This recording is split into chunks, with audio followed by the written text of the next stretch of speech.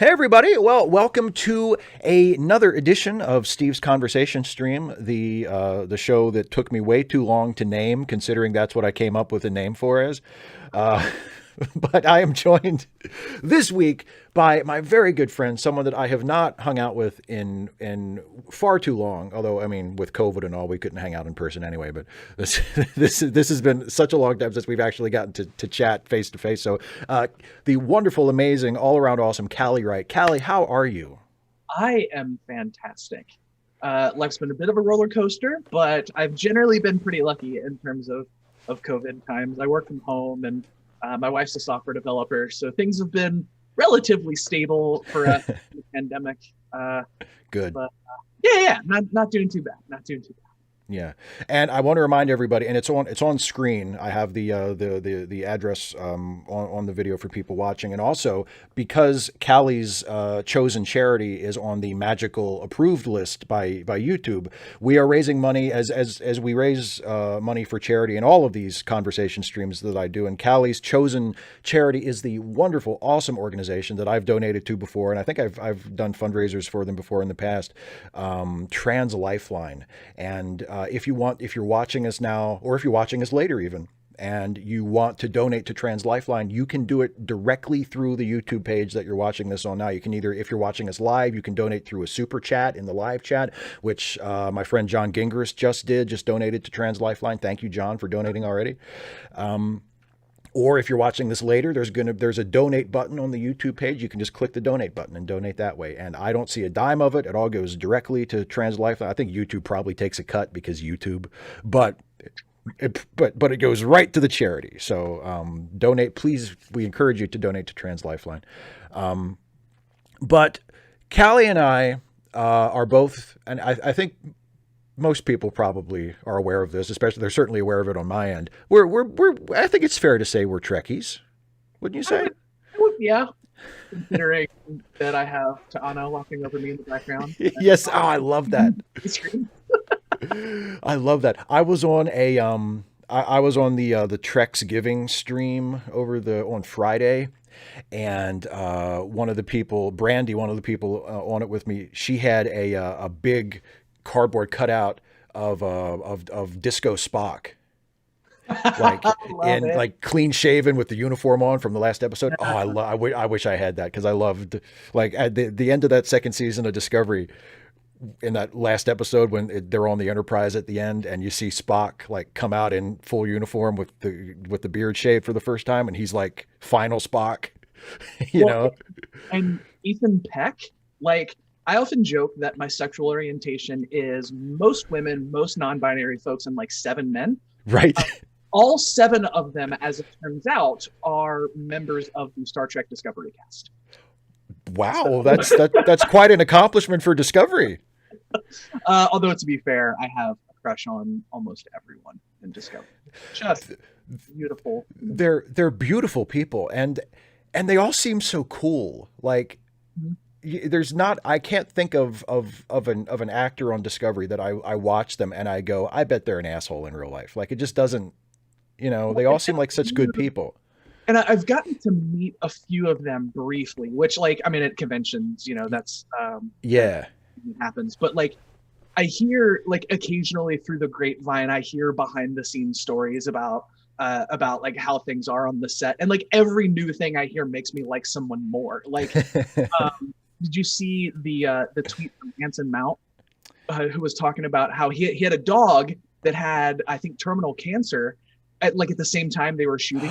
Yes. And like, people on the cast just took turns taking care of his dog so he could shoot his scenes. Yeah, I saw that. My God.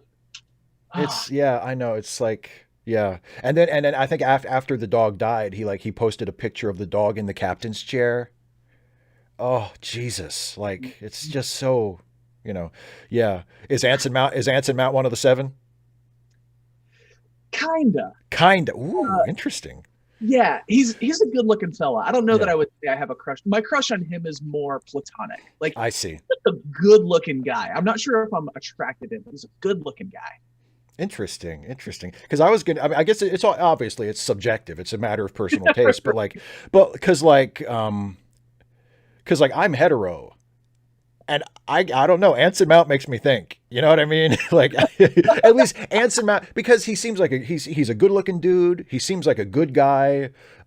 He's a terrific actor. So you know, like I look at him and I think I don't know. Like I probably wouldn't, but if he was up, I don't know. Maybe I would. You know what I mean? It's just that sort of thing of like who am I to who am I to close that door, right? If My current favorite is every like early 2000s emo looking Orion in Discovery. oh yes, You've got that emo haircut. they totally do. They totally do. Um, yeah, yeah. On the other, what was the I had another moment like that because it's like it's not so much. It's not like a sexual attraction so much. It's more like an awareness of how attractive another dude is, and it's like, oh shit. Like I got that with in one of the recent episodes, and I can't remember why or what it was, but it was Wilson Cruz who you know is a great looking dude. Period. And it's not like I just noticed that, but I don't know. There was something about the like just a shot of him or the way he was in a particular scene, and I was like, damn, that's a good looking dude. You know? So he and Anthony Rapp are Yeah. two of the folks that I got to meet and talk with just very briefly, Yeah. like 2 years ago at Star Trek Las Vegas, and this was after season 1 was finished, before season 2. Right. And they came and made an appearance at a party that I was working at, and so like I got to hang out backstage and talk with for like 5 minutes. Right. And they were both just so incredibly sweet, and I was just like, would it be okay if I gave you a hug? And they were both just like, oh yeah, sweetheart, come here. And I just started crying, and they were just, it was just, they were so brilliantly sweet, and I love them dearly. Yeah. That's one of my favorite things because you know, there were all the stories with the original Trek cast. There were all the story there for years. That was, you know, all the drama and the infighting and sort of the factions where it was like it was Shatner and Nimoy and D. Kelly, and then it was like all of the people who were, you know, and also starring cast members who were sort of, and it's like it's so, and I mean, I was growing up as a fan and in the early days of the internet, and you would read all that stuff about like how old actually the actors who played all your favorite Star Trek characters hated each other. And so when I see stuff like, and I don't think any of the other shows have had that problem. You know, the Next Gen cast Apparently, get along. Crew was pretty terrible to Jerry Ryan. Yes, that's true. That's true. But I think other than that, I can't think because like the, you know, the Next Gen cast are still close to this day. Like I saw, I think last year, it was either, I can't remember who it was, but it was either LeVar Burton or Jonathan Frakes, but one or the other of them just posted like a selfie of the two of them together, like in the back of a car, like they were on their way to a convention or something. They were going from their hotel to the venue, and they just shared a car on the way over. And I thought like, God, that's so cool that like they're friends and they hang out and they actually like each other, and they're not, you know, you're not going to have like a special interview show in 20 years where it's, you know, like with Shatner and Walter Koenig or something, where it's like, let's air out the dirty laundry and clear the air. It's like, you're not going to have to do that. They don't hate each other. And the Discovery cast seems like another example of that, you know, where it's like, they just seem like they like each other, they get along, they're cool people. And it just warms my heart. It just warms my heart to see, like, you know, behind the scenes and so enthusiastically into the Star Trek fandom, which is something I do not begrudge an actor taking an acting job, and it's just their job. It's a job they did, and then they want to move on with their lives. Like, they obviously totally entitled to that. But the actors who like actually choose to actively involve themselves in the fandom, it's so cool. Mary Chieffo, for one, Laurel from Discovery. I admin a group on Facebook called A Group Where We All Pretend to Be Klingons, and it's just this really fun thing where we talk in like, you know, big exaggerated ways like Klingons do and that kind of stuff. And when I saw that Mary Chieffo was on Cameo, I bought a Cameo for our group. It was like $40. And normally when you do a cameo, it's a celebrity, they record a video, it's like 2 or 3 minutes.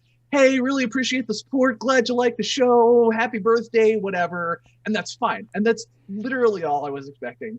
But she spent like 15 minutes over like some of her favorite Klingon proverbs and what they mean to her. Yeah. And like just going on and on. And it's like genuinely into what she's doing. Like she didn't have to do any of that. None of that was expected. I paid $40 expecting to get a hello and a hey, that group sounds really fun. I'm glad you exist. Have a good day. Yeah, exactly.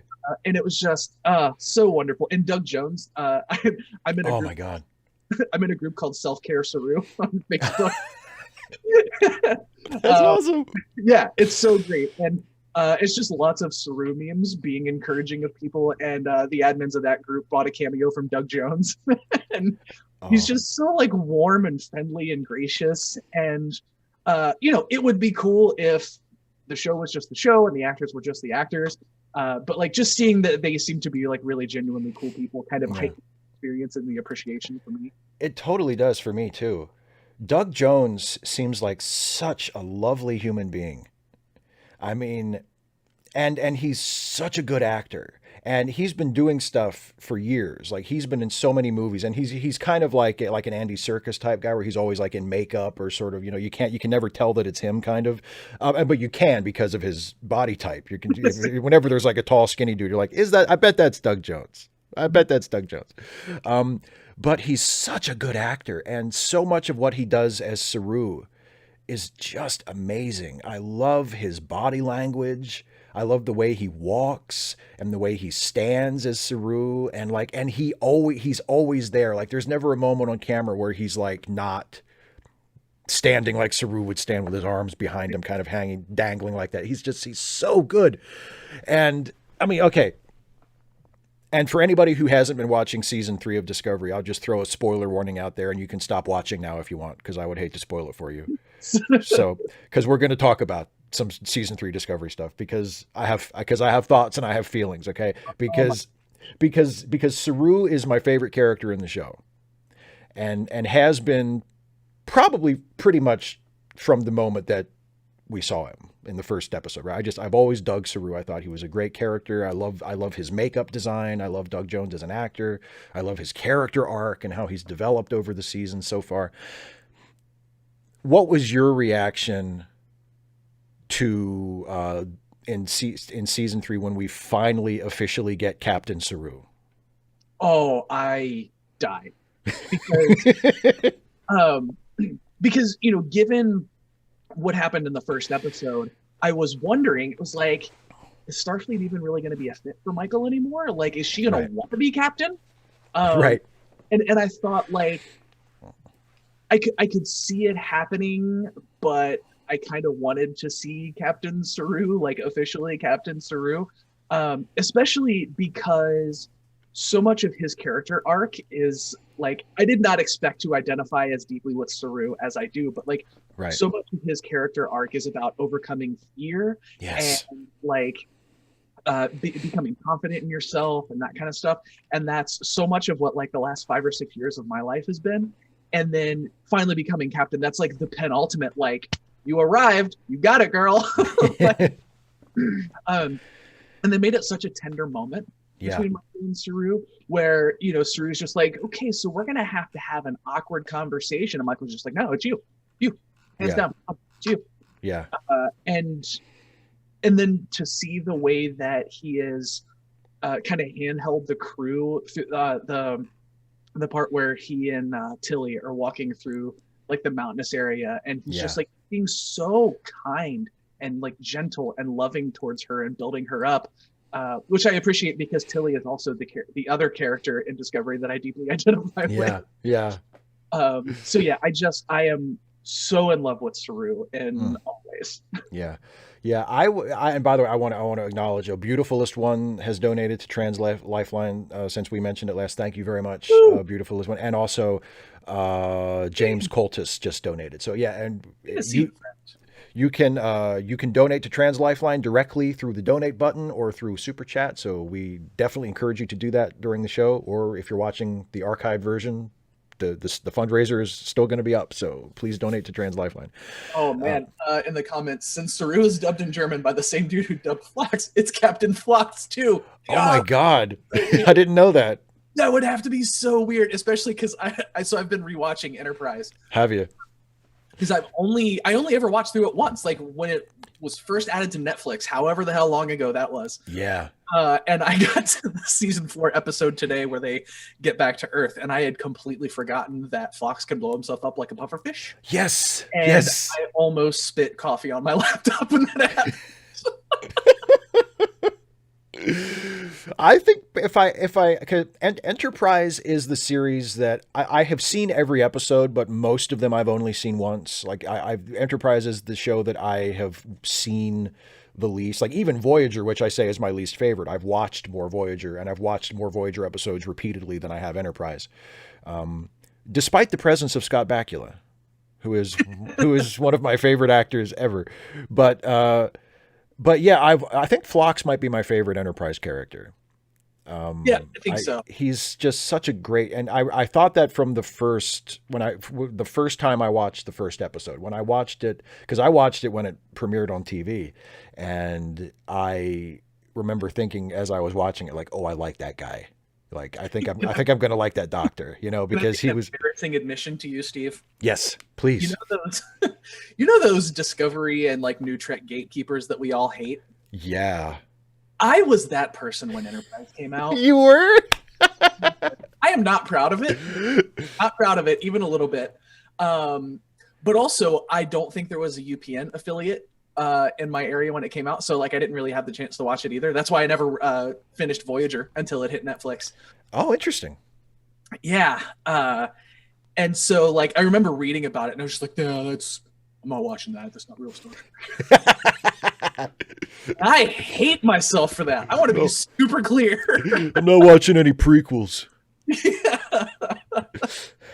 I think, now, and I do. I liked but didn't love Enterprise on my first watch through, and I enjoyed it a lot more this time through. I would definitely call myself an Enterprise fan now, where I wouldn't have before. Yeah. I was never like a gatekeeper type of fan, but as I have grown older, I have mellowed out a lot in terms of like how I relate to stuff that I don't necessarily like so much, because like, and the other thing is like with Star Trek, like if it's Star Trek, I'm in. Like, I'm not going to hate it. I have so much inborn affection for the franchise that you're going to have to really fuck up a Star Trek show to get me to say and cause I say, and I've made videos about Voyager episodes and Voyager in general, where I kind of talk shit about it and make jokes about it and say that it's my least favorite show in the franchise, which it is. But like, I could never say that I hate the show. And sometimes people will leave comments on my videos and it's like, oh God, you really hate Voyager. And it's like, I don't though. I don't hate it. It's like, life is too short to hate TV shows unless, right. Unless there's something like morally objectionable about it. Like if it was like if Voyager, the show, was sending like, really harmful messages out to the audience on purpose repeatedly over and over again, then I could say, oh yeah, I hate that show. Like that show's doing a wrong thing. But if it's just a show that I happen to not like very much most of the time, like I'm not going to, that's a waste of hate, like that's a waste of good hate to hate a TV show. Which, by the way, I loved. The episode name is escaping me, but you did a video about the Voyager episode where the Doctor creates a family. Oh yes, yeah, it's called Real Life. Yes, Real Life. Yeah, that's the name of the episode. I watched that video and watched you come around to my feelings on the episode. That was such, and that kind of, I don't remember what gave me that epiphany, but I realized like, oh shit, he's relating to it the same way we relate to TV characters, like. Mm-hmm. He's relating to his family, because that was always my knock on that episode, was like, why should I give a shit about his fake family dying? Right. But then it's like, oh, but it means something to him. That's why we should care, because it means something to him, because he's relating to it the way we relate to characters, and then I thought, oh, I've been an asshole all these years. Where Voyager really shines for me, I think, and this was, I mean, this was an epiphany I had because I have done full rewatches of TNG and a half, DS9 and probably three quarters, Voyager once, and I'm finishing Enterprise. Yeah. But I did a rewatch of Voyager that ended about a month ago, and I'm finding new ways to appreciate it, especially post getting on medication for my anxiety and getting into therapy for my anxiety. And like personally, I'm working through some trauma that's like stuff that I thought I was past, that I thought like, yeah, that was really bad, but like I acknowledged it, I dealt with it, and I've moved on from it. Right. But I'm finding out so much baggage that I carry is tied to stuff that I thought I was over, and I'm not really. And so like so much of that stuff has kind of been brought to the surface for me, and I'm still like re-navigating how to deal with it all. Yeah. And that's what so much of Voyager is about, is people dealing with their baggage and dealing with trauma, right? And like they don't always do it in the healthiest of ways. That episode with Seven and the Doctor and that whole like really problematic metaphor about sexual assault. Oh yeah. No. Yeah. But the very early episodes with Seven, where she's like trying to figure out who she is, and she's like dealing with emotions for the first time, and especially the episode where they find the ship that she was on with their parents. The Raven. Yeah. And I was watching that episode and I was just sobbing because I've always loved Seven as a character, but I never really felt like I related to her very much. Because later on, so much of her arc is just about like, I don't know how to relate to humans very well, and I need to figure out how to be social. And that's all valid, but like, that's not a struggle that I super have. But at the beginning, it was more about like, I don't know who I am as a person, and I don't know how to deal with all of these new and uncomfortable feelings that I'm feeling. And that's like, wow, I see myself in that for the first time. With Seven, the thing that I noticed, because when I did a rewatch of Voyager a couple years ago, I haven't rewatched the whole thing from start to finish for a few years, but I did a full rewatch of it a couple of years ago. And what I noticed, and it didn't necessarily make me like the show more, but it gave me like things to kind of grab onto that I didn't notice before, or things to sort of chew on and think about. And one of them was the fact that Seven is almost always right. Like when she comes into conflict, and usually it's Janeway, but not always. But it's always there's episodes a couple of times a season after Seven jumps on the ship, and it's like Seven is the only one who is out of step with everybody else, and everybody's like, "Oh Jesus, Seven, come on, not again!" And she's always right, and it's like. Photonic fleas, come on. It's like, how many times does this woman have to be right before you start listening to her? Like, oh God, that's she's right. Just listen to her. Just Janeway, stop. Just do what she says.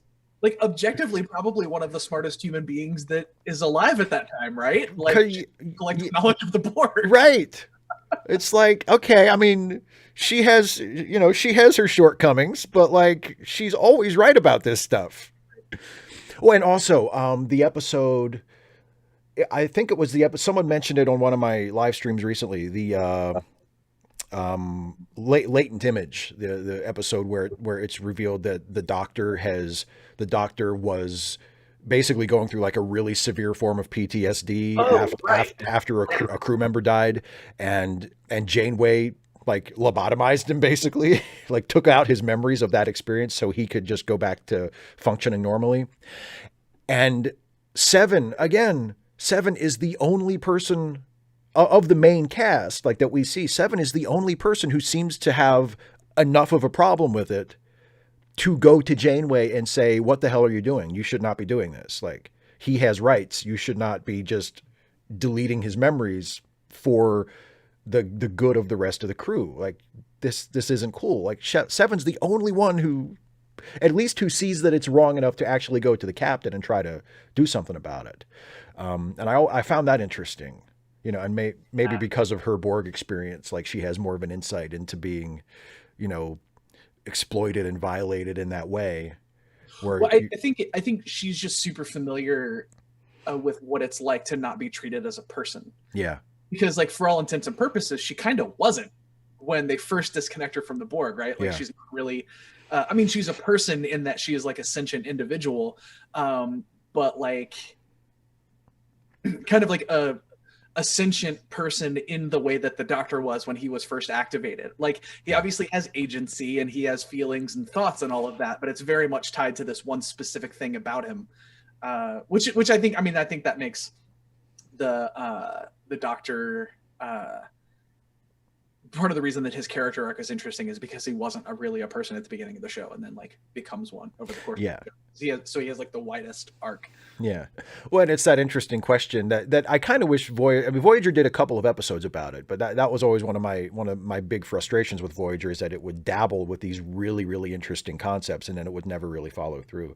But like the idea of, like when the Doctor is first activated in the pilot, he's just a holodeck program with a really sophisticated personality, but you assume that, well, he's not a person because, holodeck programs aren't people, but at some point he becomes one. And it's that gradation of like, at what point does he go from being just a really sophisticated holodeck program to an individual that deserves to have his rights respected the same as anybody else on the ship?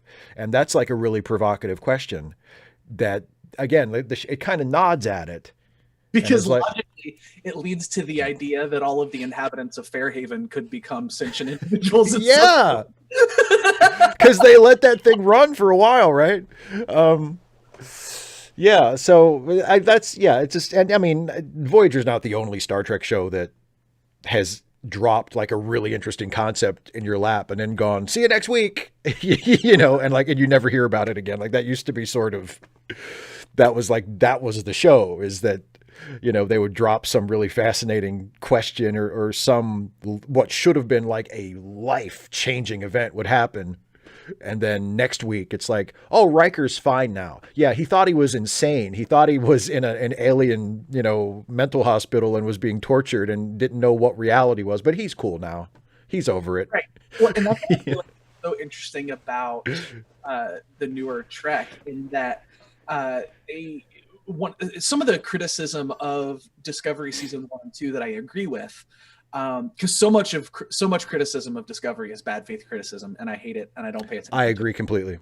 But the good faith critique that I've heard and kind of agree with is like, the stakes are always so high, it's really hard to do character development, because you can never do an entire episode based on something small about this one character that develops them as a person, because you're off saving the universe. You don't have time to deal with like this specific aspect of your humanity. Mm-hmm. And I agree with that critique. Like I enjoyed the first 2 seasons of Discovery, but I did wish that we got a little bit more of like, I want to get to know this person. And the one time we really did that, the person died. Yeah, and it was and it sure was suspicious how they dumped all that character development on her at once, huh? And here's the thing, I am such a sucker, I completely fell for it. I was like, oh cool, we're gonna get to know her a little more in this episode. I'm excited about that. I had no idea what was coming. Oops. But I think what's really interesting about season 3 is that I feel like they're really trying to balance that. Mm-hmm. Because there is an overarching story with high stakes and really important stuff going on, but we are getting these really interesting character moments, and like it would be hard for me to believe if they hadn't addressed the fact of like, everyone I know is dead. I am way far in the future from where I came from. I'm never going to see my parents, my friends, my family again. And I feel like if that happened in old Trek, somebody would just say like, oh man, that sucks and it's super traumatic, and then they'd never talk about it again. Yeah. or it would come up once or twice throughout the rest of the series. But I feel like in Discovery, they're actually exploring that a little bit. Like there's that moment with Tilly and Burnham in the corridor where Tilly's like really, really struggling with that. And, they have the dinner scene where there's like obviously some PTSD happening. Yeah. And I feel like they're doing a really good job of balancing out that like there's a big story with big stakes and important stuff to the universe happening, but like we're actually getting to know some of the characters. And I love so much that Detmer and Oosakun are getting personalities now. About time, right? Instead of just being like, "Aye, sir. No, sir. Channel open." Yeah, that was something that, and I adjusted to that eventually, and it didn't really affect my enjoyment of the show. But in the first season, especially, it was an adjustment because you're so accustomed to the structure of a Star Trek show being that the people on the bridge are the most important people. Mhm. And like that's the supporting cast of the show. Is there's the captain and there's the first officer and the doctor, and then the other major characters are the other people on the bridge. And in the first season of Discovery, like there was almost no character development of people on the bridge other than Lorca and Michael, of course, and Saru, and Tilly was on the bridge sometimes, and sometimes she wasn't. But like, yeah, there was nothing for Detmer almost. There was nothing for Awoshikun. Did we even find out what like Reese and Bryce's names were? And I mean, I'm sure they were mentioned, but it wasn't like I think they had names, and like we got just enough to know that like, oh, Stamets is a dick. right. Well, Uh, Stamets got some character development, but he was sort of in his own sort of realm in the spore drive room. Um, but yeah, like it's so nice to have they Detmer hasn't had a lot to do, but they gave Detmer her story about she's having trouble dealing with the crashing of the ship, and I love the fact that apparently it is just trauma. It's not like she has some kind of alien thing going on. right, that was a popular theory for a Yeah. minute. And I'm really glad that it seems like they're not going that direction. That it's just like, oh no, she's just she went through some really heavy stuff and she has some feelings that she needs to deal with, and just like anybody would if they had gone through something traumatic like that. And that's what it is. It's not control coming back and infecting her cybernetic implant or whatever. It's just no, she just went through a really bad trauma and she's working through it. I thought that was terrific, and I also talking about how the way that they've handled the crew adjusting to leaving all of their friends and family behind in the past. They did something similar in the episode when they find the Federation finally. Mhm. And there's that really, really nice sort of setup and payoff that they do in that episode where they reach Federation headquarters, and it's like this awesome space where it's inside this distortion field where it's invisible from the outside, and they go in and there's all the ships and there's the space station that's like become Starfleet / Federation headquarters, and everybody's like, the crew's looking out the window and everybody's smiling and pointing, and it's like, oh, we're home.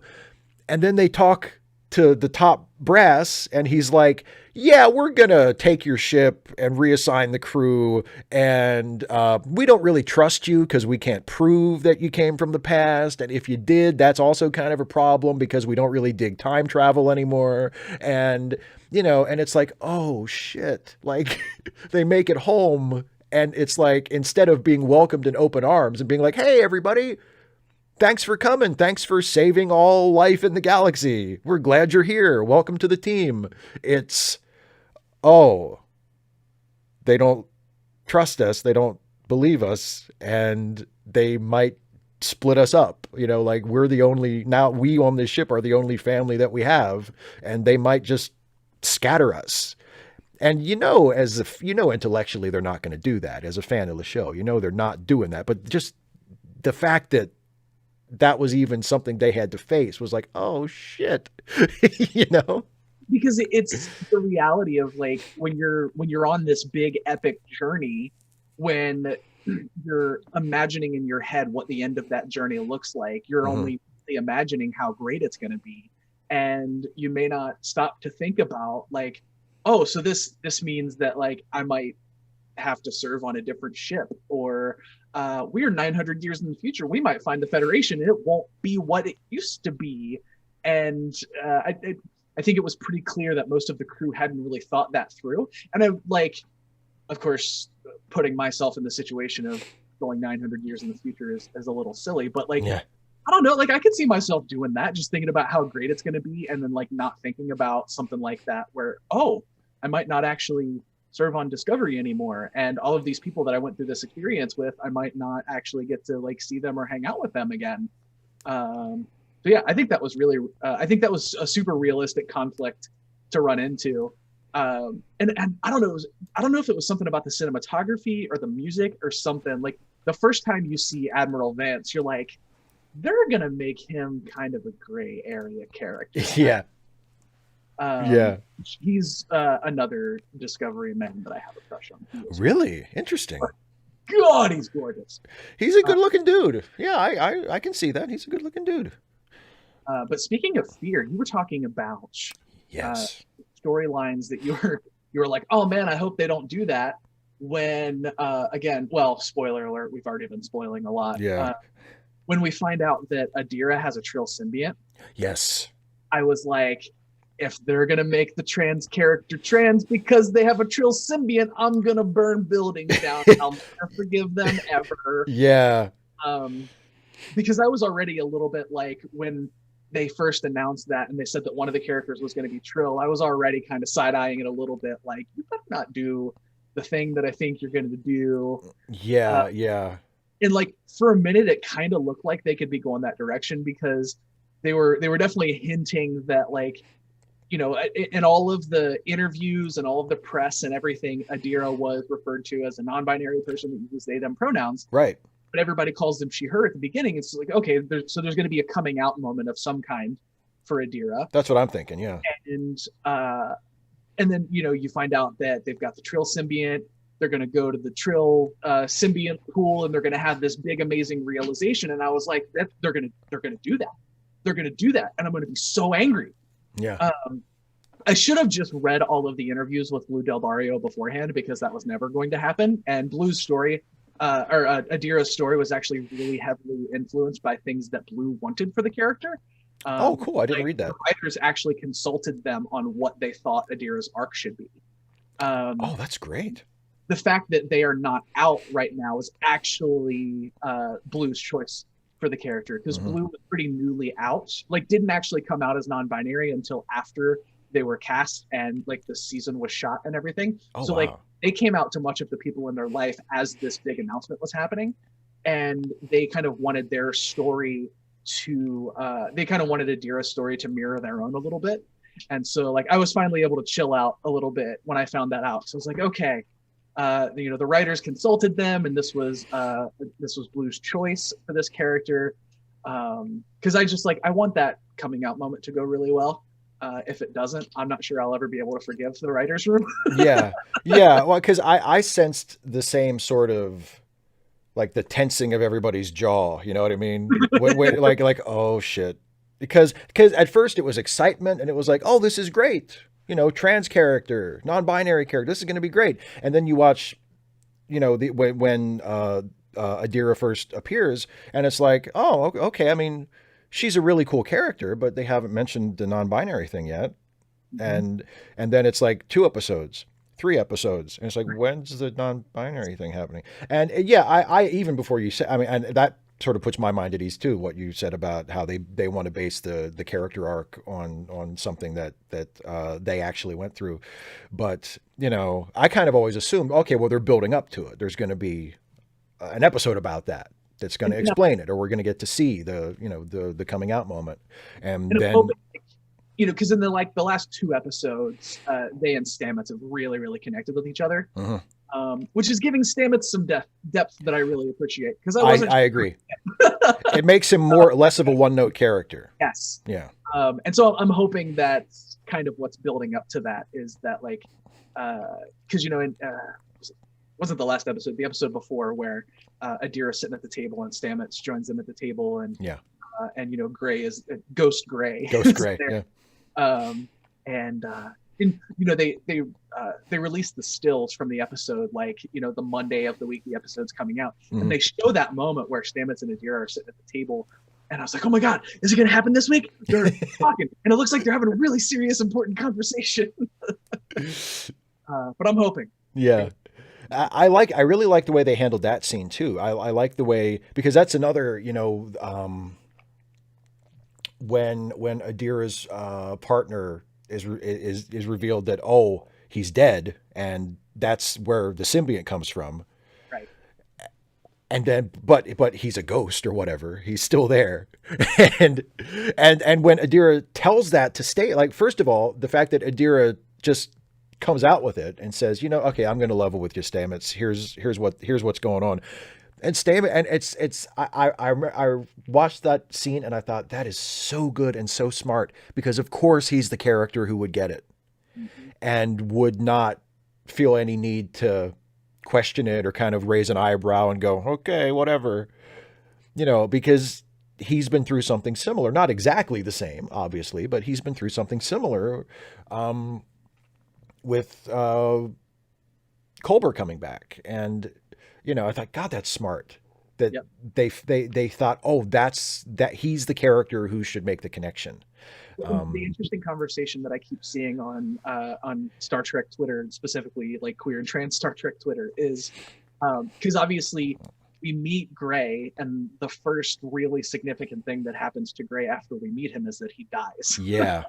And Hmm. so we get the queer and trans character, and then that character is immediately killed. Yeah. And so that's like, is that a bury your gaze thing, especially because like Gray is still around, and that the fact that Gray is still around doesn't seem to bother Adira. Like they seem to like that and enjoy that, and that Mhm. seems to be like this natural relationship they have. And so, like, is it really a kill your gaze thing? Like I've seen arguments on both sides of that question, and I empathize with both sides of that argument. I'm saying provisionally no, because Gray is still a whole character with a personality of his own. Yes. Adira experiences that relationship as if he isn't dead, at least in some ways. And so, I'm going to say I don't think so thus far. Like we'll see what happens. Yeah, I agree. It seems like no on a technicality, sort of. Right? Like, well,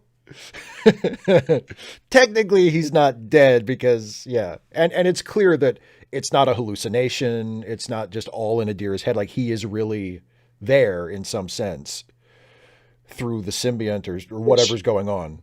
Which, like, thinking about how Trill joining works, like I feel like is that like a thing that join Trills have happened to them randomly? Like I know we see the ritual where um, Ezri brings back Duran for the murder investigation, Yeah. and like I don't know. I feel like as a joined Trill, that might just be a thing that happens. Yeah. It's like one of your old hosts just kind of like those memories just decide to pop out at you and have a conversation with you. Yeah. Well, because it's not. And by the way, I want to acknowledge TJ Slab Dragon Watson just donated to Trans Lifeline. Thank you very much. Yeah, it didn't bother me. Well, first of all, and I mean, people who watch my Star Trek stuff regularly know, like I don't get hung up on stuff like that hardly ever. Like I'm just not. Maybe in my teenage years I might have been that way a little bit, but for a very, very long time, like I'm not the kind of fan that would be like, that's wrong. Like Trill can't do that. Like Right. if it's a good story, I don't give a shit. Yeah. It's My first instinct is to try and figure out how it fits in with the universe that I know. right. And if it doesn't fit in with the universe I know, I'm just like, that's a good story. Yeah, exactly. If it's good, I don't care. Like, just tell me, well, it's just like in the last week's episode when they played the clip when they of Spock, of Nimoy Spock, and it's like, okay, I mean, he's obviously not the same guy that Ethan Peck played in season 2. Like, they're obviously not the same person, but and he's not the same guy that young Nimoy played in classic Trek, but they're within the fiction of the show, they're supposed to be the same person, and that's how everybody treats them and talks about them, and that's the way it is. Well, and that video is, if memory serves, it's clips edited together of 2 different scenes from that episode. Yeah. So those things weren't even set, and like Picard didn't have a recording device that was. Yeah, I know. Yeah. I don't care. I don't care. Exactly. It's like, it's Star Trek. I don't care. They're on a ship that can pop from point to point in the universe in a split second because of some mushroom thing that and that efficiently suspended my disbelief. Yeah, and it's like, and that never bothered me either. That never bothered me for a second. That was something that a lot of and not you mentioned like the bad faith criticism. Some of I know there were some people who I don't consider bad faith critics who also had a little bit of a problem at first, or maybe still do, I don't know, with the spore drive. That it never bothered me remotely. I thought, okay, that's just the new thing. And the mycelial network is no more ridiculous than subspace or wormholes that you can just fly a ship through, because like that's not how real wormholes would work. You wouldn't be able to just fly through them like you're driving through a tunnel. It's all made up silly stuff, and it's what matters is it a good story, and does it grab you and move you and tell you something worth hearing, and that's what it is. And if all that stuff is working, then who cares? Who possibly could give a shit? People were whining about the programmable matter and the cells. And they're like, well, that just takes me out of it. I can't believe it. And I was like, oh, as opposed to the transporters and the regular warp drive, that you understand how it works perfectly, right? You know, I love that. It's very easy for you to accept that because you understand the mechanics of how that works. Cool. Yeah, awesome. I love it. That takes me out of it. So the fact that all the aliens are obviously just humans with stuff glued to their faces. Right. Obviously, that's what it is. That doesn't bother you at all. and I was watching because TNG now is my go-to when I need background noise. Mm-hmm. Like I did a watch through where I sat down and watched it, and right now it's like when I'm in the kitchen cooking or something like that, I have TNG on the background. And there's the episode where Picard has to go and get his heart replacement. He's in the shuttle with with Wes, and Wes mentions that the Klingons have joined the Federation.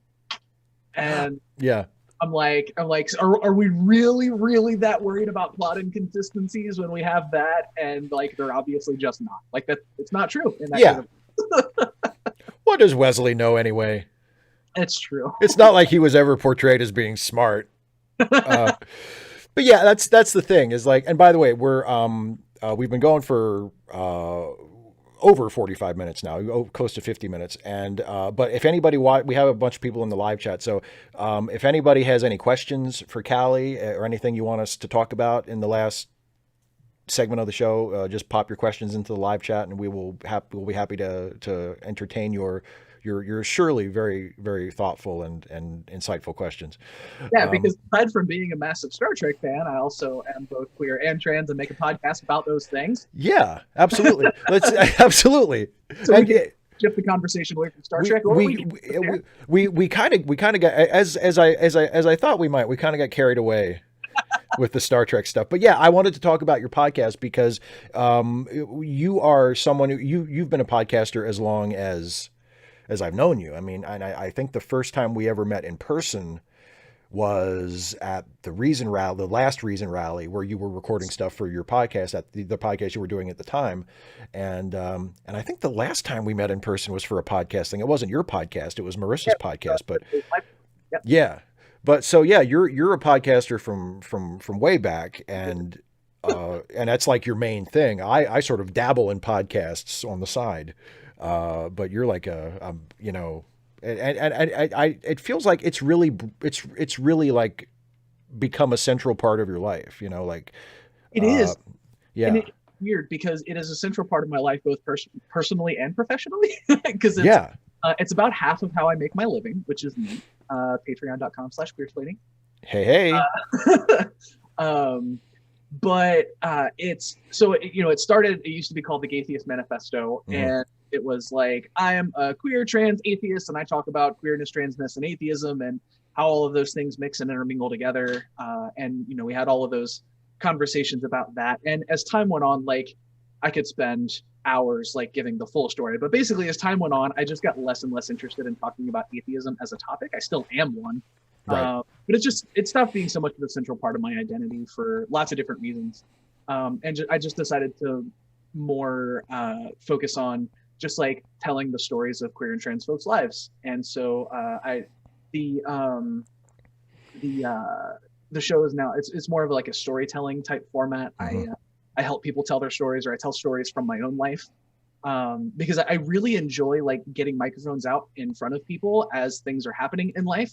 Obviously with the pandemic, that's not been a thing as much. And so I've been doing some monologue episodes and doing some like personal essay stuff about things that are going on in my life, because I've got a lot going on in my life as well. So that's kind of what a lot of the show has been lately. But it's really just kind of a slice of life. Like, here's what it's like to live in our world as a queer and trans person in, you know, various positionalities. I you know, try to make a focus to talk to queer and trans people of color, disabled folks, Mhm. people from other perspectives than just my own. And yeah, it's art for me. I love you know, expressing and telling stories and helping people understand things. It's also a business, and there's just a whole lot of weird shit that goes on when your creative life is your income too. Yeah. whole a whole thing. Um, so yeah, and then the rest of my time, I spend 2 to 3 days a week working on my show, and then I spend another 2 to 3 days a week doing editing and production work for other podcasts, which Yeah. is pretty rad. Yeah, I'm so happy for you that you get to do that because like you know, my YouTube channel is my full-time gig, and sometimes I was talking to a friend of mine about it earlier. Sometimes I lose sight of how lucky I am to be able to do that as like a job. And you know, there's like the old saying of, well, if you find something that you love to do for a living, you'll never work a day in your life. And I that's hate it's that. not what to me. It's like the opposite. To me, it's like no, you'll work every second of your life, and you know, it'll probably depending on your personality and what you're doing. I mean, like I would much rather be doing what I'm doing than working a more traditional job, but it's not like, I mean, it's work, It's and it's there. And there aren't like you don't have normal hours, you know. I mean, I keep a regular schedule, but I mean, my regular schedule is I'm working pretty much all the time, and I like it. I'm not like complaining, but that's the way it is. You know, I wake up, I get dressed, I have breakfast, I get to work, and I don't stop working at 5 o'clock. You know, I stop working when I'm done what I need to do today.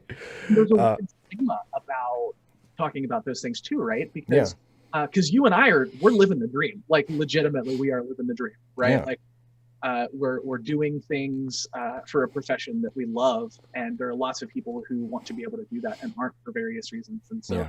sometimes I feel ungrateful even talking about yeah, I had to, you know, I only got 2 hours of sleep last night because I had to finish writing this episode, or Hmm. like I had a guest on the other side of the world that's only available at 4 o'clock in the morning my time, so I guess I'm getting up at 4 a.m. to do this interview. Exactly. Yeah, but I mean, I think it's important for people to know that because a lot of people, and even people like in our position that are living the dream, they tell the happy version of the story, and they say like, "Oh no, it's great. You know, you're not working for anybody. You're working from home. You're working for yourself. You get to do what you want." And like, to the extent that that's true, it's great. But it's still work, and there's still pressure, and there's still, you know, there's still a grind to it a lot of the time. And you know, it's not all, I mean, it ain't coal mining, but For it, sure. thank God, but Well, it's not all I used to work in a call center, and that was fucking soul destroying. yeah, And I'm oh God. I got to what I'm doing full time was like getting laid off from that job. One of those things where that was actually a really traumatic experience, and I'm still kind of recovering from it. But it also turned out to be kind of okay because it helped push me into like making things happen with the podcast and freelancing a bunch. Yeah, it like it opened a door. Seen some questions in the Yeah, chat. yeah, there are some. There are. I want to scroll up a little bit. My very good friend and collaborator now on YouTube stuff and podcast stuff as well. Dana asks, "What are our first memories with Star Trek?" I'll throw that to you first because I don't really have an answer. So if I'm remembering correctly, I know this happened. I'm just not 100% sure this was my very first ever. I watched a Star Trek marathon because it was just the only thing on TV, and it just kind of caught my eye. And it was a marathon that was leading up to the premiere of season 4 of Next Gen, which is Oh, okay. to Best of Both Worlds. And so they had like a couple of selected episodes from the first few seasons, and the whole thing was hosted by Jonathan Frakes. Yeah. And then they showed Best of Both Worlds Part 1, and then the premiere of Part 2. And I'm fairly certain that was my first encounter with Star Trek, and I was hooked. Yeah. And you know, at the time, you know, the internet wasn't really a thing, and so I had to like look in TV Guide to figure out when it came on. And And then there was a whole thing because I figured out that it came on past my bedtime. I was a kid. My bedtime was 9. Star Trek came on at 10. So there were many, many nights on. I think it was on Wednesdays was when TNG came out, and I think Thursdays was when DS9 and eventually Voyager came on. And so many, many a night with the volume so low and like my ear really close to the speaker, like watching the episodes as they come on. Yeah, That's that awesome. marathon, I'm fairly certain was my first encounter with Star Trek. That's a much better story than mine, because I honestly, my story is I've been watching it for so long that I don't remember. Like I'm pretty sure the first bit of Star Trek I ever saw was one of the movies, but I can't remember. Like, I know that I remember getting into the movies in the 80s first. Like, I remember that, and that's still like my favorite Star Trek. Like Star Trek 2, Star Trek 3, Star Trek 6. That's like my favorite Star Trek. That's my favorite aesthetic. That's my favorite ship. That's the tone of it. Like, that's the Star Trek that I look at and I think, oh, okay, that's like the essence of Star Trek to me. So I think it was probably Star Trek 2 or Star Trek 3 maybe, because I was really young, and I remember because I was 7 when TNG started, and I watched TNG from the beginning. I remember my mom watched it with me. My dad was kind of in and out of it. Like, he wasn't like a super big fan of it, but he would watch it if it was on. So we would watch it together a lot. And I just sort of went from there. So I don't really remember, other than some vague idea of, I think it must have been one of the movies when I was a kid. Right. Well, and I You remember know? seeing the motion picture on TV when I was at my stepdad's parents, my step grandparents' house. They didn't have cable, and so they had like 3 or 4 channels out in the country. Mhm. And I remember watching Star Trek: The Motion Picture, and I don't remember. And I know the motion picture came out before. Yeah, I don't know. I don't remember exactly what order that happened in. I don't know if that was my first exposure or not, but I Yeah. know it was early. Yeah. There's a couple of other Star Trek themed questions in the chat. Deralta Trekkie asks you, mentions that he can see the model of the Goddard space shuttle in Oh the yeah. background behind, and wants to know, how long have you been collecting Star Trek toys? I don't even know that I would say for sure that I collect them. Like, I just kind of want to buy some things to have cool decorations. I don't know that I necessarily think of myself as a collector so much. I mean, I've got like on my bookshelves in my living room, I've got some action figures and a couple of tricorders and that kind of stuff. And I've got a Discovery Section 31 badge that I keep on my jean vest. Oh, cool. Yeah. Yeah, I don't know that I'd call myself a collector. I mean, I think I bought my first Star Trek toys like with allowance money when I was a kid. Yeah. Have some of those action figures. Actually, Yeah. I think I have either Worf or Captain Picard piloting the Goddard inside there. Oh, that's awesome. That's awesome. Harry Garrison asks, says, I like trans representation of Adira and Gray, but is it really okay that they are both assigned female at birth when most transphobic violence is directed at male to female trans women? I have kind of complicated feelings about this because I feel like the reason that discourse is necessary is just because there's so little trans representation, period. Right. So any 1 or 2 characters is going to have something like that that's an entirely valid criticism that you can throw at it. And it doesn't mean that it's not a valid criticism, but I think the deeper problem is that there are just not enough trans characters for us to have a breadth of the trans experience on screen. And so I think, because if we did have a trans woman, then we'd be like, okay, cool, where are the non-binary characters? Right. And then you would say, well, why don't we have a trans man? Because trans men are treated as invisible. All of those are 100% correct. And there is a valid criticism that, like, culturally, the broadest acknowledgement of non-binary folks are like short, skinny, AFAB non-binary folks, right? That's like kind of our cultural default, just like our cultural default of trans woman is usually a white woman, right? Not necessarily a trans woman of color. Yeah. And so I think having that other representation is important, but I think any 1 or 2 characters would have something like that we would say, like, it's really cool that it's there, but it's not enough. And it's not enough because we need more of that representation, and we need it in more than just one fucking series.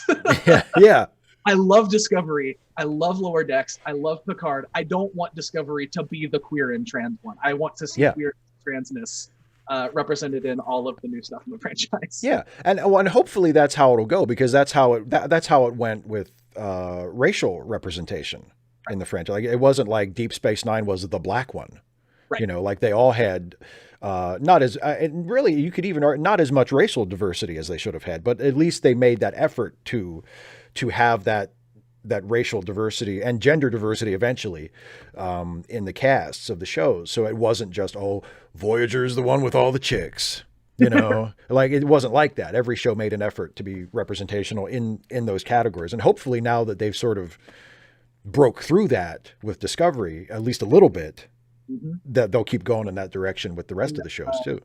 And Jerry Ryan kind of forced their hand on Picard because the hand holding thing at the end of the last episode was not in the script. That was an ad lib. Yeah, I read that. Yeah.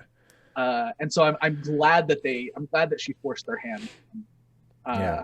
And I don't remember if I read this from an official source or if this was just something someone was saying, but my understanding is that for season 2, that is going to be developed a little bit, I guess. I would like that because it felt kind of out of nowhere. Yes. I mean, like I had no objection to it at all, but it was just like, well, oh, okay, shit. Right. This is news to me, you know?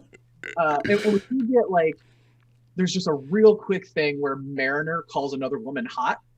Yes. That doesn't necessarily mean that she's queer, but it definitely it got the Spidey senses tingling a little bit.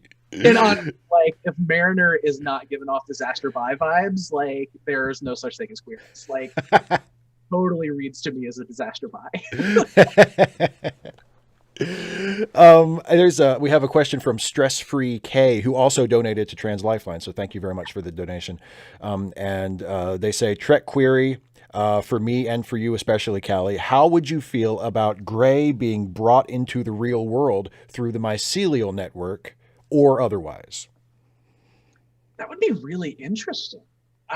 My immediate thought is just like, how would they do that, and where would his body come from? Yeah. I would say I would prefer they don't do it through the mycelial network, because that's kind of how they brought Culber back. Right. But yeah. Yeah, I mean, I would like to see it, but also I love Ian Alexander, and I would be sad to lose him. And so they would need to write some sort of device by which his body comes back. It reminds me, I just now thought of this, and I can't believe I didn't think of this as soon as it was revealed that Gray was still there as a ghost, right? It's like when they brought Spike back in season 5 of Angel, after they killed him off at the end of Buffy. And then Spike comes back in season 5 of Angel, and for like his first 6 or 7 episodes, he's like a ghost. Like he can't touch anything or interact with anything. And then they just do a thing where they're like, oh, he's back now. You know, like he literally like opens a box and something flashes in his face, and he's not a ghost anymore. And it's like, oh, okay. We're done with that. Like we're not doing that anymore. So, you know, they could just do something like that with Gray. More wormhole and the prophets just like, yeah, you should be alive again. Yeah, just, hey, it's Star Trek, whatever. We brought him back, so there you go.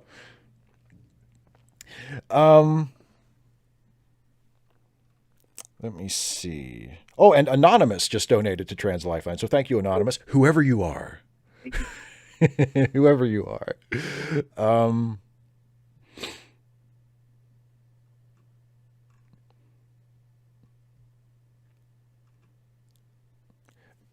Veronica Atlantifique asks, Callie, would you ever interview Carissa Dez, the reporter of the protests in Portland? Yeah, well, as long as Carissa is queer or trans, absolutely. I tend to be very strict about only talking to queer or trans folk on my show, but I would love to. I want to be careful doing that kind of stuff. Like I like amplifying other people's work, but a very common critique of the way the Portland protests have been covered is that people are like parachuting in from the outside instead of talking to people on the ground. And so I want to be careful about how I did that. Interviewing someone who's been there, I think, would be a good I have a couple of friends who have been doing, one journalist friend in particular who's been reporting from the protests in Portland. So I Mhm. want Yeah. I mean, it's definitely something that could use all the attention that it can get, because it seems like the mainstream media has kind of, it's like that was something for the summer, you know, and now it's like, okay, we're not talking about that anymore, right? Which is a shame.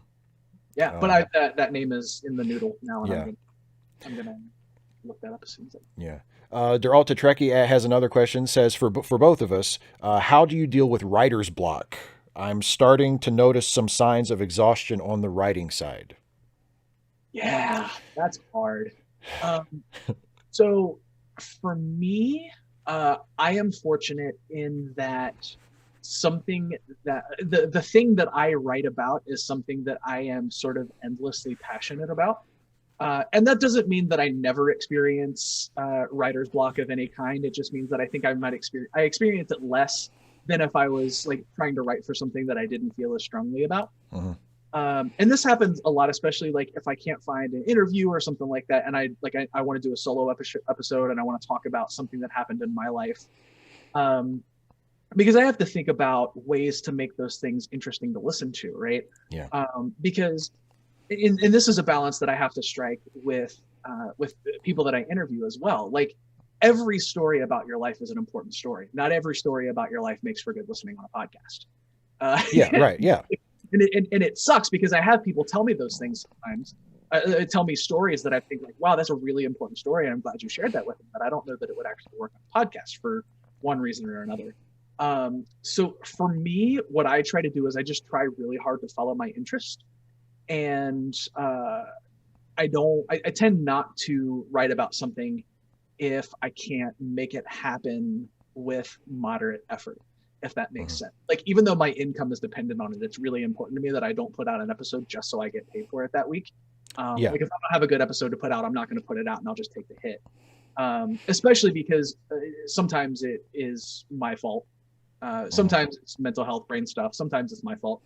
Um, but there's that, and there's also, I think, a very valuable thing in letting go of a creative thing for a minute. Mhm. um, Whatever you're working on may be great, but it may not be the right time for it, right? And so I'll write something, I'll get like halfway through it, and I just run into a block and I get stuck. Sometimes I will just put it down and be like, I'm gonna work on this tomorrow. And I don't know how true this is scientifically, but I found that it works for me.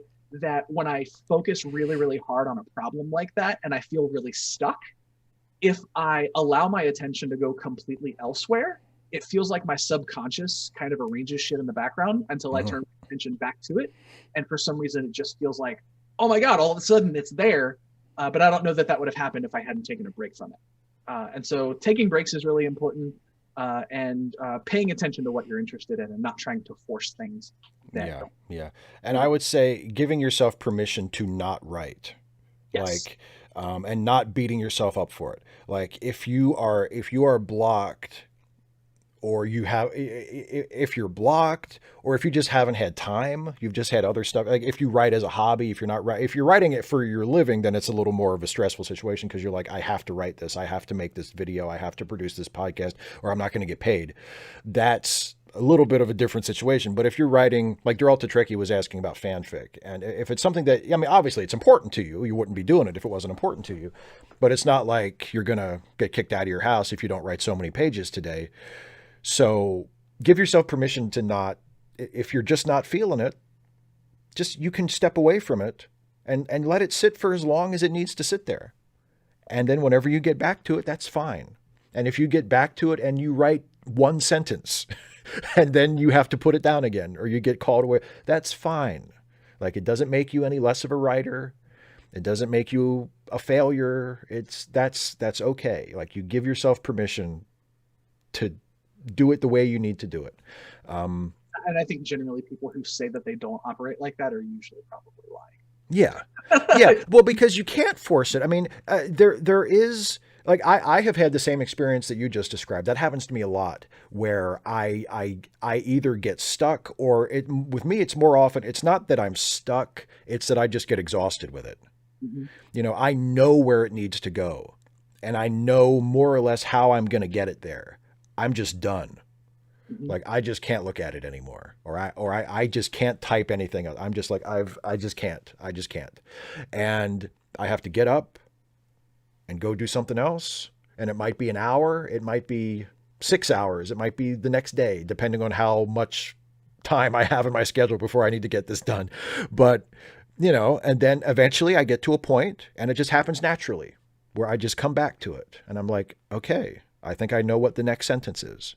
I Well, think I know what the next scene is, and it just happens. And you can't make yourself do it. There have been times where I have said I have to do this, and it's never been times when I'm outright blocked. It's always been those times when I feel like I'm just done and I don't want to do it anymore, but I know what has to come next, and I just do it. I I just think giving yourself permission to suck temporarily is good too. Like Yeah. I can, especially when I am writing like a monologue episode about something that's happened in my own life story. Hmm. I will often get to where I'm writing down something, and I'm at the point where I'm just like writing down the facts of a situation that happened, the timeline, like this thing happened, then this thing happened, then this thing happened. And I'll get to a point where I'm like, I don't really like what I'm writing here. Yeah. And I think it's okay to not immediately address that instinct. It's okay to just like, I just need to get this down on the page and get the facts of the situation. And then I can go back and embellish it with like, so this happened, then this happened, then this happened, and here's how I felt. And it was like this other thing. You know, having a really shitty first draft is okay. And Yes. go back and revise and make it better later. I find that I work so much better when I give myself permission to do that. I don't feel like I have to have the final thing after one draft. And with podcasting and making videos, it's a little different than I think when you're writing for the page, because writing to writing to be listened to and writing to be read are two different art forms. Yeah, very much. So the process might be a little different in terms of but like I think the general concept holds in that like it's okay to just get something down on the page if it sucks, and you can go back and revise it later. Like if you have the bones of what you want to happen, you're just not sure it's interesting yet. Like you can get the bones of it down and let it be boring and then go back and make it. I think that's another sort of result of the way artists and writers, like the story of what it is like to be a creative person, is not always told as accurately or as completely as it might be. Like we were talking earlier about, oh, you work for yourself, that must be great, you never work a day in your life. And that's people who don't do that, that's the impression they get. And I think people who aren't writers or aren't creative people just in general, whether they're writers or visual artists or producers or editors or whatever, there's this mythology of like, well, you just sit down in front of the keyboard and it comes out of your fingers and you get to the end and it's done. And unless you have taken writing classes, or unless you have written and have experience and have honed your craft, you might not realize that, yeah, you're almost never done when you finish a first draft. Like the first draft might be terrible. Like it's not, I've written first drafts of stuff where it's not just like, well, this is pretty good, I need to go back and fix some stuff. It's terrible. Like I don't even want to show it to somebody. It's awful. But that's part of the process. Mm-hmm. It doesn't mean you're a failure. That's part of the process. And I think the thing that has helped me the most is continuing to be a student of my craft. Yeah. I am voracious about learning from other people who do the things that I do, and like listening to like what they think and how they work. And so in podcasting, I pay a lot of attention to the radio world, people who make radio stories for like NPR and stuff like that. Yeah. Storytellers that I really respect there, who are really good at writing for the ear. And if you're writing fan fiction, I think, if you're a podcaster, I mean, if you like listening to podcasts, there are lots of really good writing podcasts. I'll pitch a client of mine. Her name's Sarah Annie. She does a show called First Draft. And she is an author, and she interviews other authors about like their process and the story behind their books and that kind of stuff.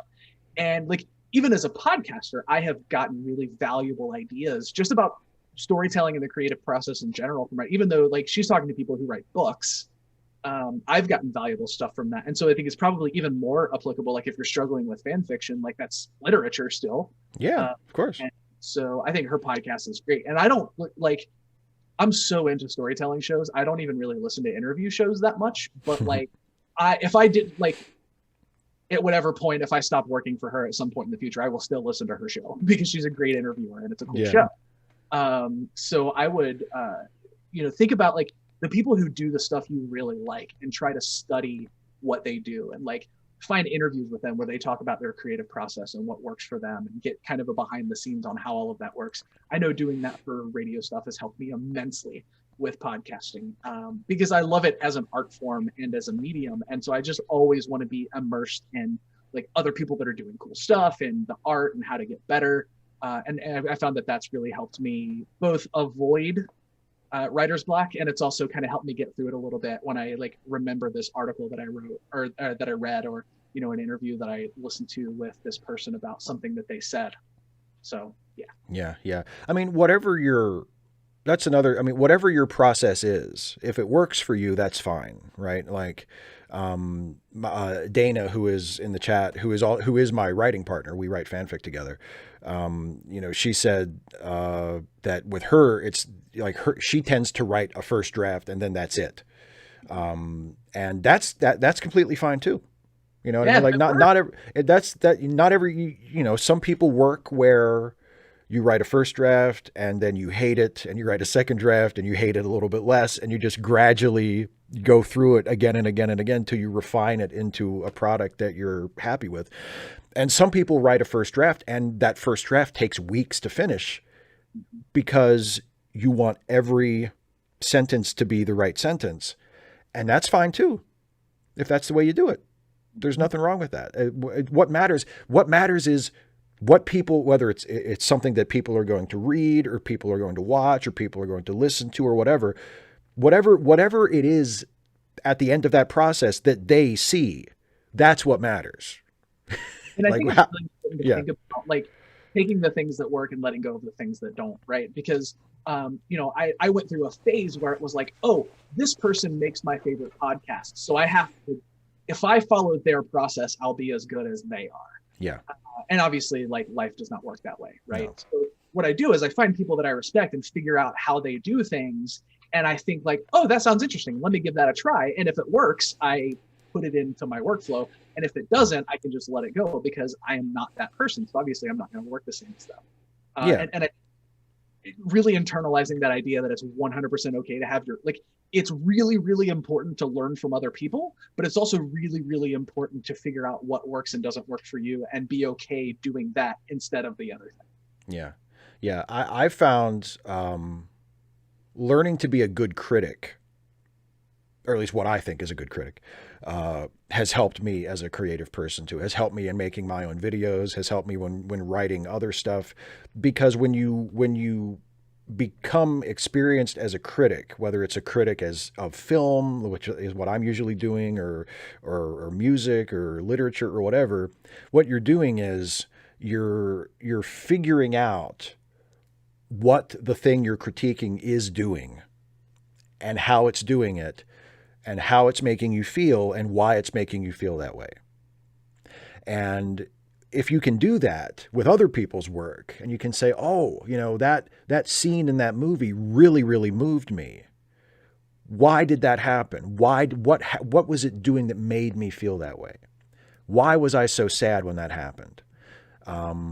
Was I being manipulated by the music? Was it the way the camera angle was? Was it something about the performance? And when you can figure that stuff out and find a way to articulate it, then you can take, just like learning about another podcaster's creative process, or finding an element in someone else's workflow where you're like, oh, I think that would make my process a lot better.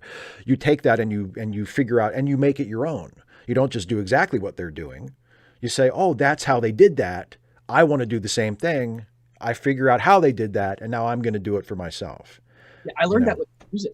Yeah, because I went to school for audio engineering, right? And so I would spend like 8 to 12 hours a day, like learning about recorded sound and how to manipulate recorded sound to get whatever result you want. And then I would talk to my friends who weren't versed in that stuff. And then I would start making commentary about like, oh my God, the mid-range on that guitar, or like the reverb on that snare drum. And so many people are like, nobody pays attention to that stuff. Like people like you are the only people who hear that and appreciate that stuff. Like, this is all bullshit. And I was like, that's not really true. I mean, generally speaking, our ears can perceive the same things, right? Like, obviously there's variation in hearing ability, but like, if my ear hears the reverb on that snare, there's a really good chance your ear hears it too. You just don't have the knowledge to distinguish it and name it for what it is. Right. But it still has the same effect on you, right? Like, that's why you don't have to be a recording engineer to listen to like the local band that recorded in their garage and know that that is not the same thing as a record that was made in $1 million studio, right? Right. And so when you learn about, like, there is this is an embarrassing admission. Do you remember the Limp Bizkit song where they did the Mission Impossible theme? Yeah. The snare drum in that song is perfect. And I will listen to that song just because of how good the snare drum sounds. Yeah. And just because I can articulate that doesn't mean I'm the only person who can hear that.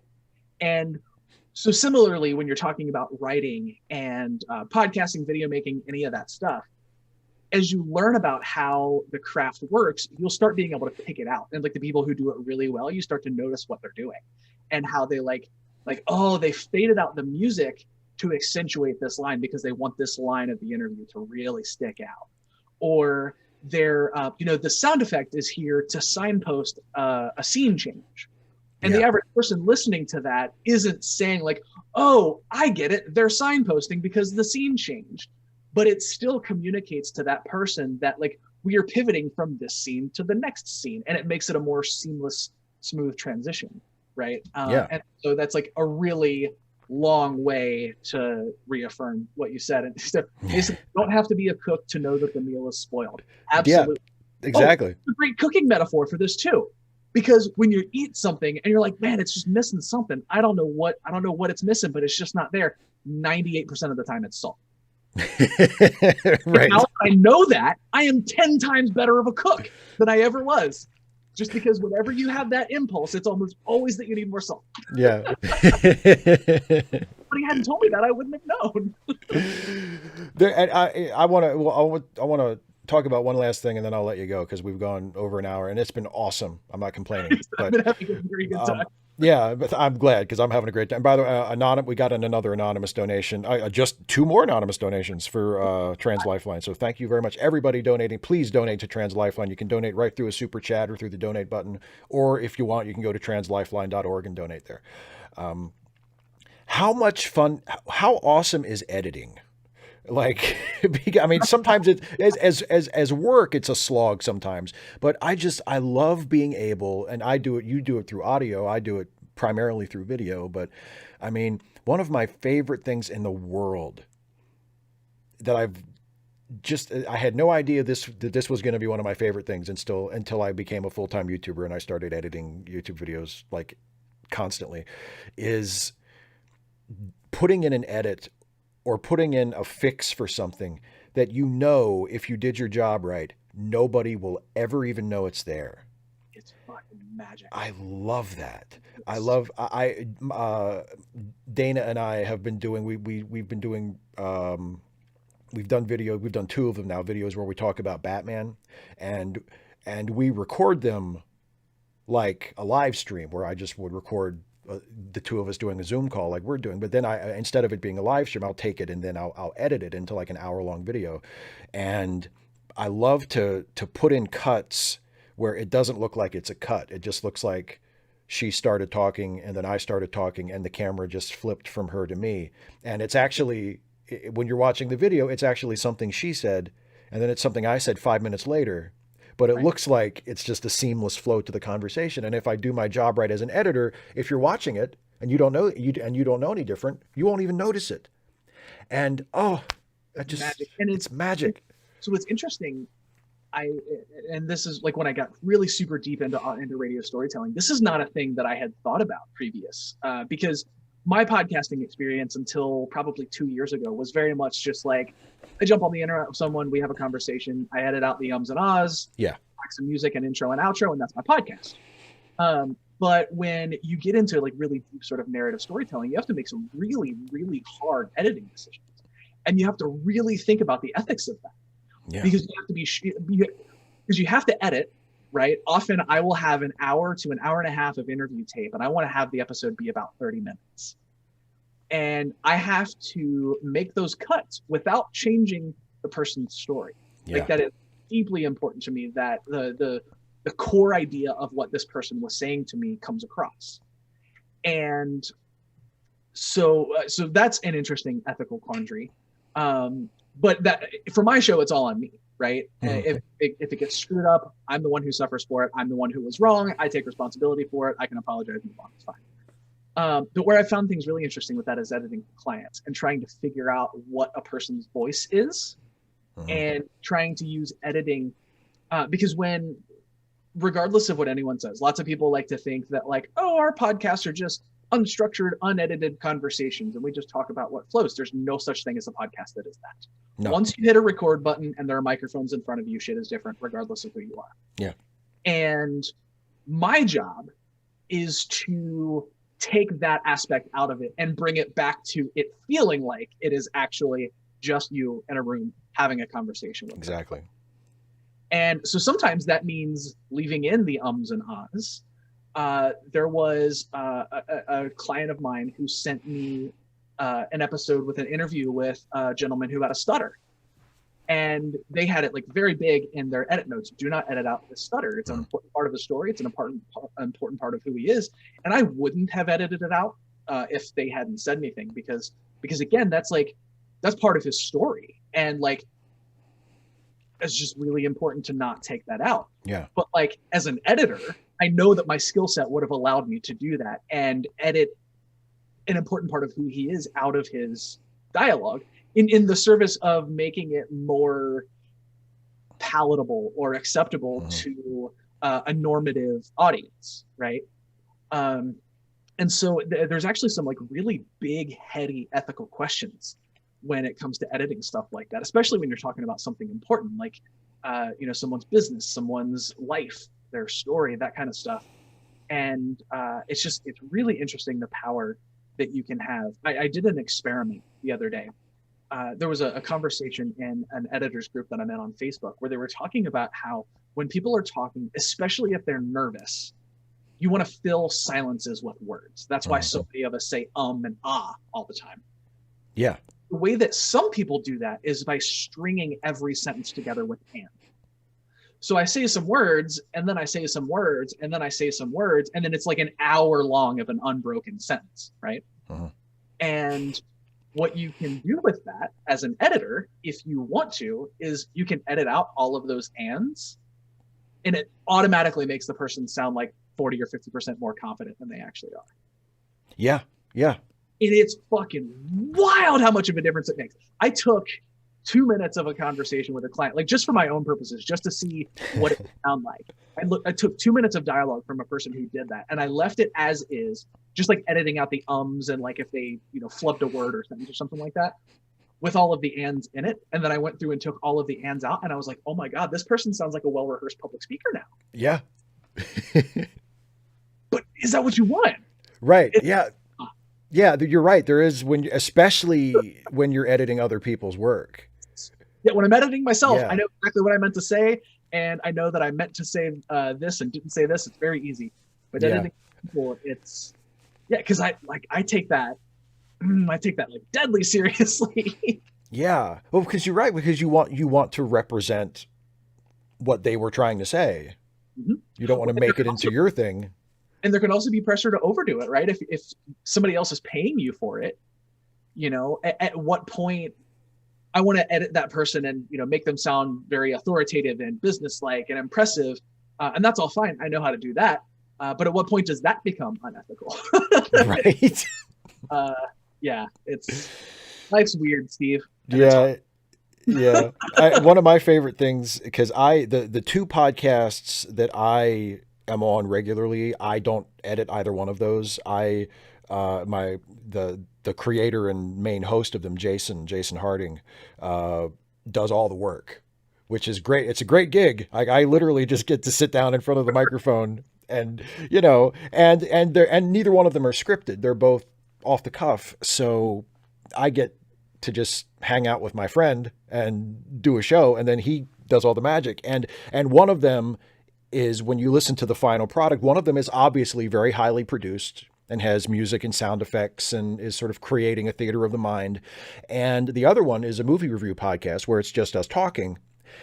And it sounds like what you were saying, like, it sounds like, well, we just hit record and we had a conversation and that was it. And then he added some music at the beginning and the end, and that was the end of it.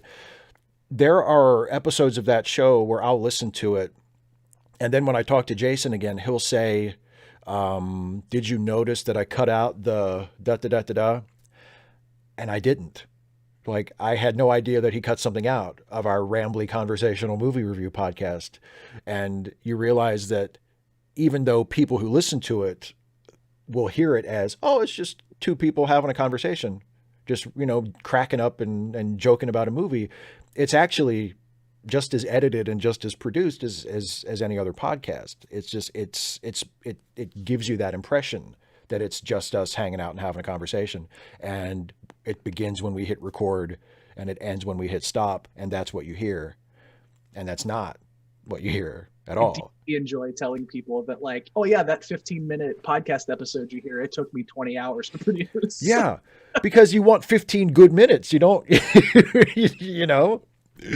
well, it's like, and the thing I'll mention this one last thing, and then we'll wrap up. When you talk about taking out the ands and the ums and how powerful it is, to introduce pacing or silence instead of just having people ramble and try to fill the silence as we instinctively like to do. Have you ever heard it's a bit from one of Patton Oswalt's stand-up specials where, I think it's from an album, actually. I don't think it was on a TV special, but it was on one of his albums, where he's doing a routine, and there's a part where he stops talking and it's supposed to be silent. And in that silence, some shithead from the audience yells something and breaks the silence. And Patton Oswalt just goes off on him.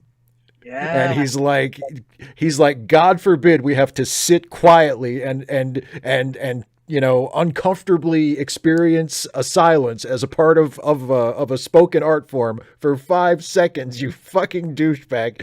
And it's like, yes, because that's not, like, the silence isn't an invitation for you to fill the silence. Like, the silence is supposed to be there. It's essential. It's part of the thing. One of the most powerful tools in editing, creative use of silence. Yeah. I have actually had episodes of my show where somebody drops this huge, hardcore emotional bomb. And because it's a story they've told a bunch, they themselves don't necessarily think of it that way. Yeah. And so they will drop this huge, hard, heavy, emotional bomb and immediately start another sentence. And I'm like, I have to drop an edit there and give it 3/4 of a second of silence. Yeah. Just like to let that, I just got to let that sit for a second. Yeah. When I do videos, because when I'm editing a video, and most of my videos now are scripted. So there's not a whole lot there aren't very many surprises. Like, I know exactly pretty much as soon as I'm done shooting it, I know what I need to do as far as editing.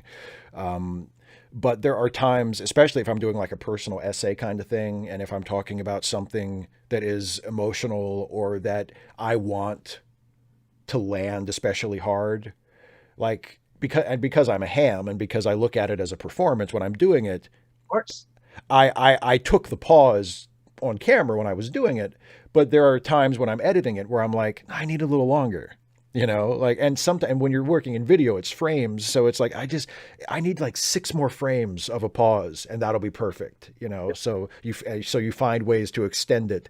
It's easier with audio because I can just spread things out and just, you could just put, but it's so important. Like those, you say 3/4 of a second, like sometimes that's the difference between the right take and and it not sounding right. You know, I was editing a video the other day, and I was editing where there was going to be a cut from one part to the next, and what it needed at the beginning of the next cut was just that little tiny bit of silence, and that's what helped it to flow. You know, it's so subtle, and it's magic. It's one of my favorite things that I do. Like, it's the most time consuming part of my job, and it's, in a lot of ways, it's the most frustrating, but it's the part that makes it work. You know, it's the part where you, yeah, I have spent literally 30 minutes on a single breath once, and it was worth it. yeah. Yeah. Like, and I feel like there are so few people in the world that I can say that with. They're like, what the fuck is wrong with you? It's really not that big of a deal. No, but it is. It is. It's a big, because and I mean, not everybody approaches it differently, and everybody has different priorities, and everybody has their own little picadillos and their own little, quirks and eccentricities. But like, what it boils down to is you want it to be right. Mm-hmm. You want it to be right. And whether you're a writer and you're fussing over a sentence that you just can't get there, or you're editing audio or video, or you're whatever it is, you're painting, and the painting is just never finished. You know what I mean? Like, you've worked on it and worked on it and worked on it, and you just don't know what else it needs, but you know it's not finished.